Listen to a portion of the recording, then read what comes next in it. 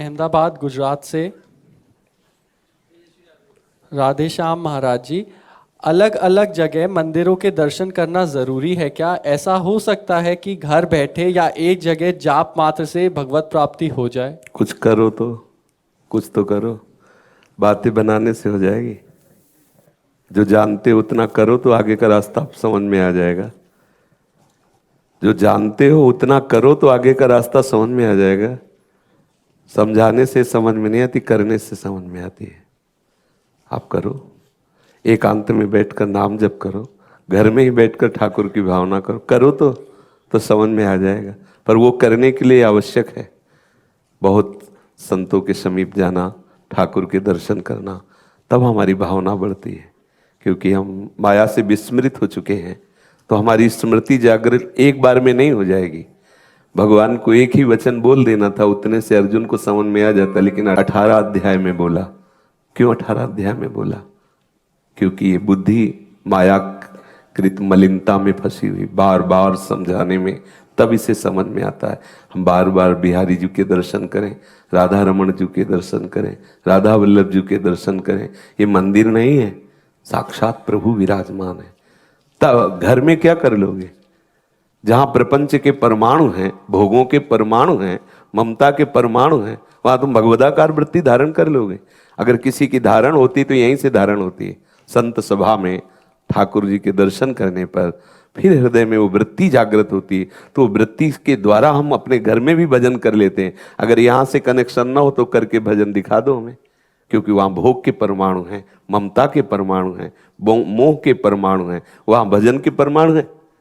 तो इसलिए सावधान रहिए, कहीं कोई ऐसी आवश्यकता नहीं है। तुम्हारे हृदय में ही प्रभु है, पर ढूंढ तो पाओ। उसके लिए बाहर फंसे हो, पहले बाहर लगो, तब अंतर में प्रवेश पा जाओगे। तो मैं हृदय की बात कहता हूँ, ये ठाकुर मूर्ति नहीं है, ये कृपा करके हमारे लिए विराजमान। हमारी आंखें मलिन हो गई, इससे लगता है, तुम्हें सच्ची कहता हूँ, हृदय की बात कहता हूँ, ये मूर्ति नहीं है। बिहारी जू साक्षात श्यामा श्याम बिहारी जू रूप में है, साक्षात प्रिया प्रीतम राधा रमण रूप में, साक्षात हमारे नेत्र गोचर मेरे प्रभु। लेकिन धूल भरी हुई है, आज हम इनको मंदिर मानते हैं, मूर्ति मानते हैं। मंदिर चलो मूर्ति के दर, साक्षात ये किसी कारीगर के द्वारा रची हुई नहीं, ये स्वयं प्रकाशित ठाकुर, स्वयं प्रकाशित श्रीनाथ जी महाराज जो अन्योर में जतिपुरा में प्रकट हुए ना ठाकुर जी। तो एक त्रिपुरदास जी नाम के भक्त थे, वो ठाकुर जी को सर्दी का पोशाक दगला भेजते थे, दगला बनवा के बड़ा सुंदर ऐसे। तो भगवान की ऐसी लीला होती है कि भक्तजनों के जीवन से मलिन माया का निवारण कर देते हैं। तो वो प्रायः साधु सेवा ठाकुर सेवा में से मगन रहते। तो धीरे धीरे राजा के पास विपरीत बातें पहुंची। बड़ी कथा है त्रिपुरदास जी की। और विपरीत बातें पहुंचने पर राजा को रोष आया और कहा कि इनकी सारी संपत्ति जब्त कर ली जाए। सब संपत्ति जब्त करे, कुछ नहीं, 1 रुपया नहीं रखा। अब वो ठाकुर सेवा संत सेवा में मगन रहने वाले भक्त धनी मानी थे, सब संपत्ति जब्त कर ली, एक एक बर्तन तक ले गए। अब राजा गया, लेकिन उनके हृदय में कोई फर्क नहीं पड़ा। फर्क उस दिन पड़ा जब सर्दी आई और श्रीनाथ जी के सेवकगण सेवा के लिए जब आते थे, तो सेवकगण को भी लगा कि त्रिपुरदास जी के पास ना चलें, क्योंकि सब संपत्ति का अपहरण हो गया और वो सकुचाएंगे। पर जब संपत्ति थी तब जाते थे, आज नहीं जाएंगे तो होगा कि आज संपत्ति नहीं है। तो देखो वो भी नहीं आए। इस भाव से बहुत विचार करके वहां गए। उनके हृदय में बहुत पीड़ा हुई कि मैं अपने लाल बिहारी को पोशाक भेजता था, दगला भेजता था, क्या आज उनको बहुत दुख महसूस हुआ। पूरे घर में देखा, क्या बेच दूं, कुछ था ही नहीं। एक दावात कहीं कोने में रह गई थी जिसका ढक्कन सोने का था। थोड़ी तसल्ली हुई, उस दावात को बेचा और उससे मार्किन की थान लाए, जहां सुंदर सुंदर रेशम के कोमल कपड़ों का वस्त्र भेजते। तो आज दुखी होकर के मार्किन ही मिली, तो मार्किन की थान लाए, उससे लाल रंग से रंगा और कहा कि श्रीनाथ जी की सेवा में दे देना जाके। क्योंकि हृदय बहुत दुखी है कि ठाकुर के लिए भला ये पोशाक लायक है, और उनकी हर वर्ष पोशाक भेजता था। मतलब हृदय में जो उनकी पीड़ा थी वो वही जानते, वो भक्त जन जानते हैं। अब वो पोशाक लेके गए, वहां अधिकारी जन जो सेवा के थे उन्होंने देखा मार्ग ठाकुर के लायक है ये, तो अब चूंकि एक महान भक्त के द्वारा भेजी हुई है, इसलिए ठाकुर जी की सब पोशाक रखने के लिए उसका प्रयोग किया, नीचे बिछा करके। उस समय मार्किन की थान थी। ठाकुर जी का शरीर कांपने लगा। श्री विठल नाथ जी ने कहा कि लालजू को सर्दी लग रही, जल्दी से पोशाक लाओ, गर्म पोशाक धारण करवाएगी। फिर भी शरीर कांप रहा है, और सुंदर सुंदर गर्म पोशाक महंगी महंगी, फिर भी शरीर कांप रहा है। तब उन्होंने कहा किसी भक्त की भेजी हुई सेवा को ठाकुर जी स्वीकार करना चाहते हैं, इसीलिए इनकी सर्दी नहीं दूर हो रही, रजिस्टर लाओ जिन जिन भक्तों की पोशाक। फिर कहा त्रिपुरदास जी की हर वर्ष पोशाक आती थी, इस वर्ष तो बोले जय जय पोशाक तो नहीं आई, क्योंकि उनका सब धन राजा ने अपहरण कर लिया। वो थान भेजा है मार्किन, वो जल्दी से व्यवस्था करो। वहीं उनके निजी दर्जी उससे सिलवाया मार्किन, और जे ही मार्किन धारण करे ठाकुर जी प्रसन्न हो गए, धारण कर लिए एकदम। बोले ओ अपने भक्त की वस्तु स्वीकार। ये मूर्ति नहीं है, जैसे श्रीनाथ जी ना स्वयं प्रकट, राधा रमन जी स्वयं प्रकट, राधा गोविंद देव जी, राधा मदन मोहन जी, ये सब ठाकुर साख, लेकिन धूल भरी हमारी बुद्धि में हम इनको मूर्ति समझते हैं। साक्षात प्रकट है।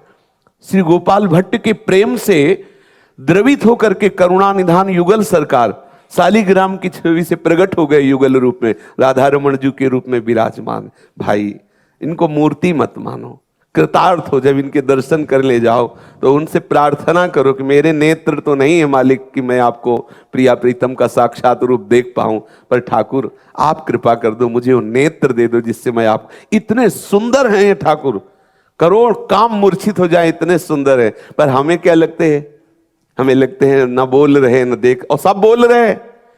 बिहारी जी बात करते थे स्वामी हरिदास जी से, हरिवंश चंद्र जी से राधा वल्लभ जी बात करते थे, गोपाल भट्ट से श्री राधा रमन जी बात करते थे, सेवक जी से बात की राधा वल्लभ जी। ये महापुरुष जनों से बात क्यों करते थे? क्योंकि वो मूर्ति नहीं साक्षात प्रभु मानते। आपसे क्यों नहीं करते?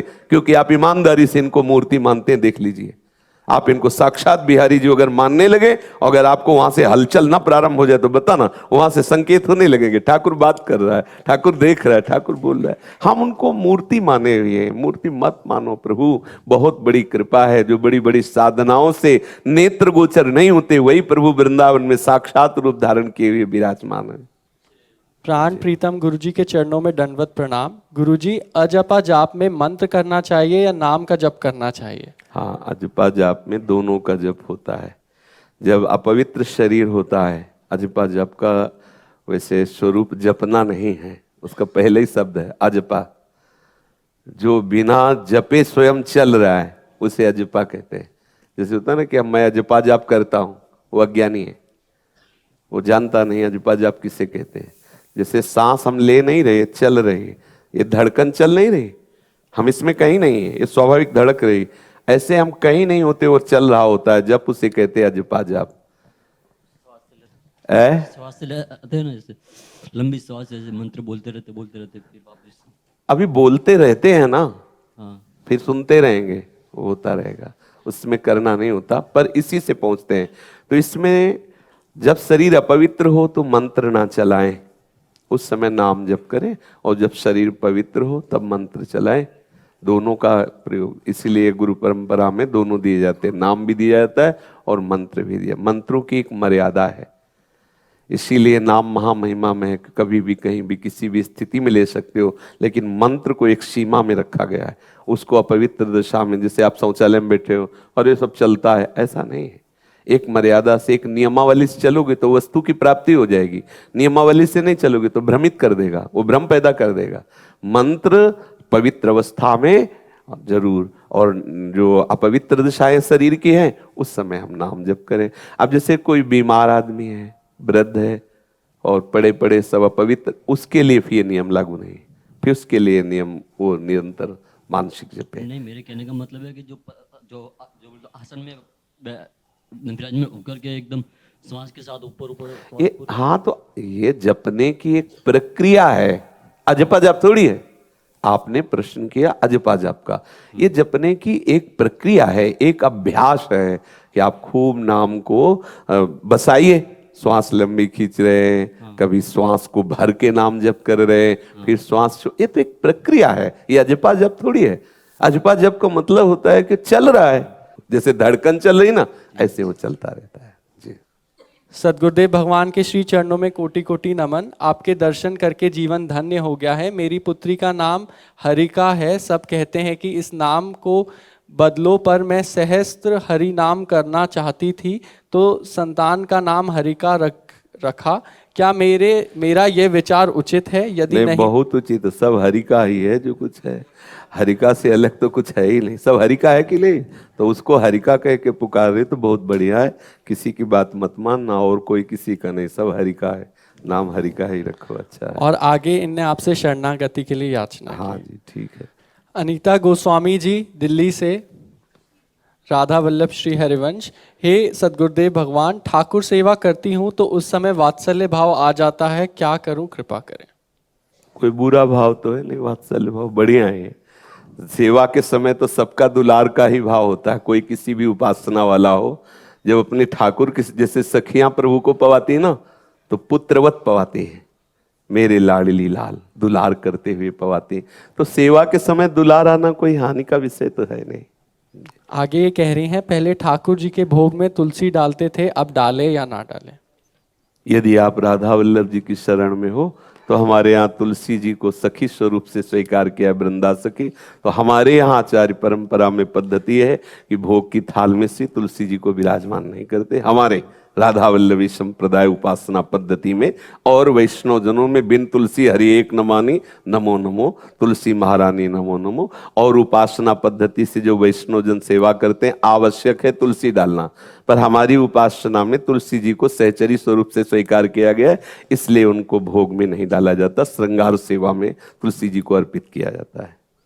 कृष्ण गोपाल शरण जी गोवर्धन धाम से, महाराज जी के चरण कमलों में सादर कोटिशय प्रणाम। महाराज जी, नाम जप के समय लीला दर्शन एवं चिंतन रास के माध्यम से भावना में हो तो ठीक है क्या? हाँ ठीक है, बिल्कुल ठीक है। हमारे प्रभु के संबंध का ही चिंतन चले तो ठीक है, बिल्कुल ठीक है, ऐसा ही करना चाहिए जी। मदन पाल जी दिल्ली से, परम लाडले श्री महाराज जी के चरणों में साष्टांग दंडवत। हे नाथ, कृपा व प्रेम में क्या अंतर है? कृपा तो महसूस होती है लेकिन प्रेम का पता नहीं चलता। इसी कृपा से प्रेम का प्रादुर्भाव होता है, कृपा से ही प्रेम का प्रादुर्भाव होता है। कृपा का परिचय जान जाओगे तो प्रेम का परिचय प्राप्त हो जाएगा। कृपा का क्या परिचय जाना? कृपा है तो हर महीने आपके चरणों में आप खींच लेते हो। हाँ, और ये तो स्थूल कृपा हुई, सूक्ष्म कृपा क्या है? कि आपकी स्मृति बनी रहती है। हाँ, ये खास बात ये है। सूक्ष्म कृपा है स्मृति, और स्मृति से ही अनुराग होता है, स्मृति से ही हम माया बंधन से मुक्त होते हैं। यस्य स्मरण मात्रेण जन्म संसार बंधनात् विमुच्यते, नमस्तस्मै विष्णवे प्रभ विष्णवे।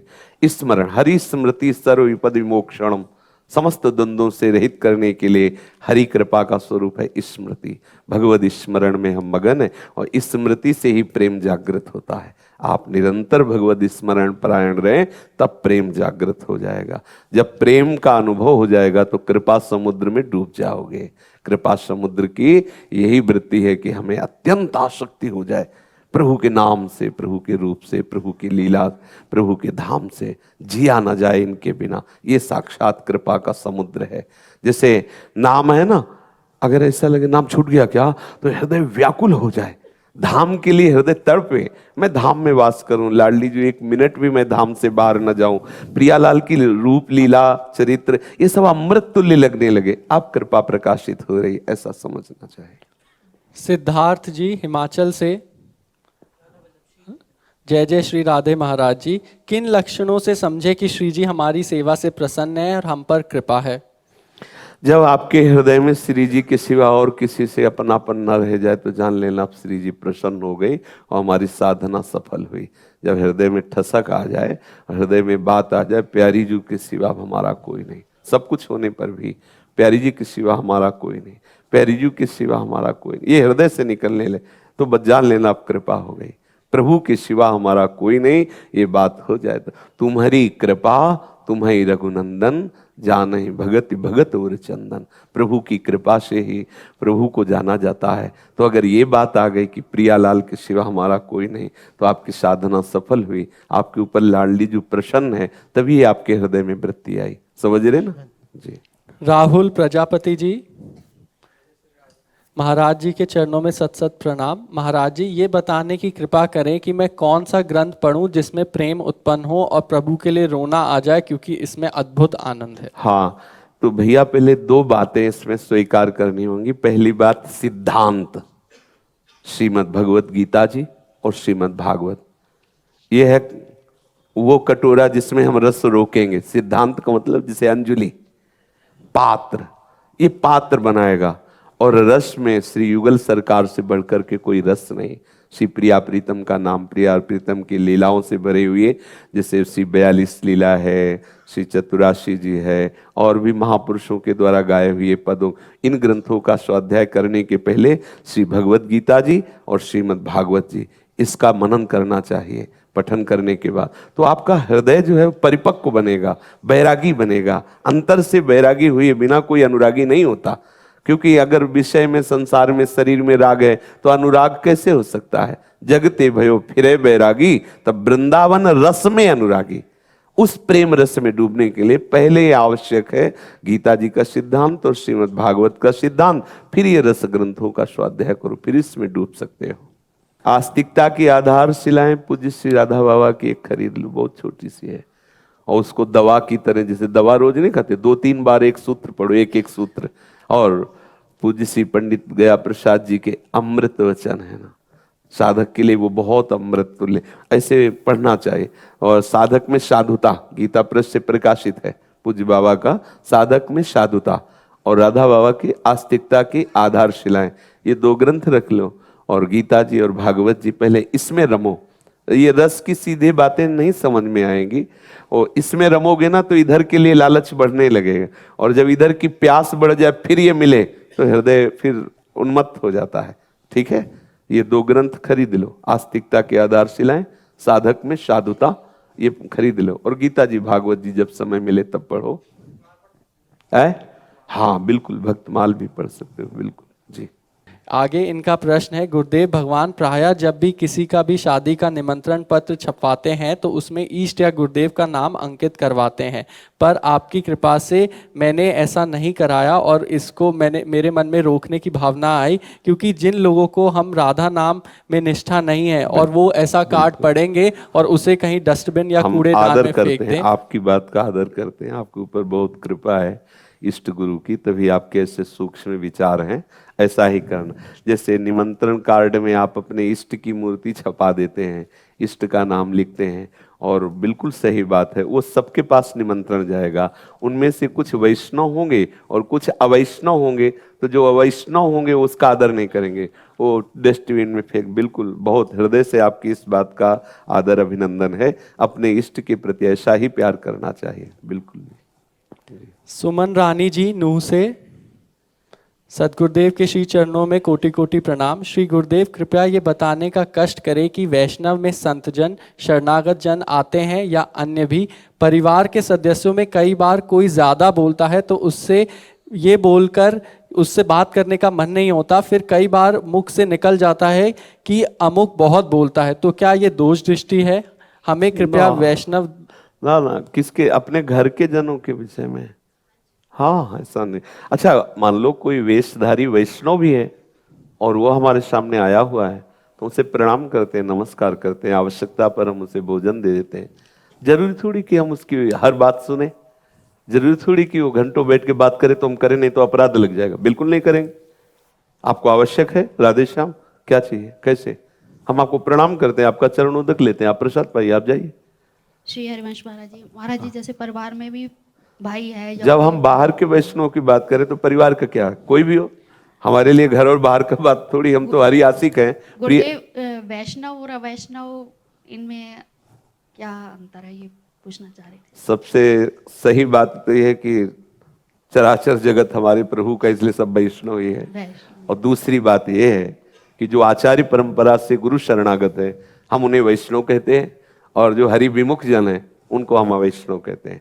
वैसे तो सब जग देखो चाहे काहे कहो हरि भक्ति बिनु, क्योंकि सब हरि के बच्चे हैं, चाहे वो दंड हो चाहे वो साधु हो, है तो हरि का ही, इसलिए हम प्रणाम करते हैं। लेकिन जो सम्मुख हो चुके हैं हरि के, जो गुरु शरणागत हैं, जो आचार्य परंपरा से कंठी तिलक धारण किए हुए, वो सब वैष्णव जन हैं। पर जैसे आपका स्त्री शरीर है, इसमें ये नहीं डरना कि उस सामने वाला वैष्णव है, आदर करेंगे।